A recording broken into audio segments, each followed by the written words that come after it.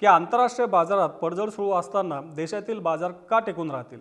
तर त्याचं महत्त्वाचं कारण आहे ते म्हणजे बाजारातील कापसाची आवक किंवा सध्या शिल्लक असलेला कापसाचा स्टॉक। आता आपण जर बाजारातील आवकेचा आढावा घेतला तर मागच्या काही दिवसांपासून आपलं असं लक्षात येईल की बाजारातील आवक ही मोठ्या प्रमाणात कमी होत जाते। आपण जर परवाची म्हणजे मंगळवारची आवक पाहिली तर आपल्याला असं दिसून येईल की बाजारातील आवक 59,500 गाठींच्या दरम्यान होती। पण आपण जर कालची म्हणजे बुधवारची आवक पाहिली तर कालची आवक होती 53,600 गाठींच्या दरम्यान। म्हणजेच एकाच दिवसामध्ये बाजारातील कापसाची आवक मोठ्या प्रमाणात कमी झाली होती। आता आपण जर शेतकऱ्यांकडील कापसाच्या स्टॉकचा आढावा घेतला तर असं लक्षात येतं की शेतकऱ्यांकडे आता फक्त 5 ते 10% कापूस शिल्लक आहे। मग आता शेतकऱ्यांकडे कापूस कमी प्रमाणात असल्यामुळे साहजिकच पुढच्या काही काळामध्ये कापसाची आवक आणखी कमी होत जाणार आहे। म्हणजेच एप्रिल महिना जर सोडला ना आपण मे महिन्यात जर गेलो ही आवक आणखी मोठ्या प्रमाणात कमी होणार आहे आणि बाजारातील कमी होत जाणाऱ्या आवकेचा आपल्या कापूस भावाला चांगला आधार मिळू शकतो।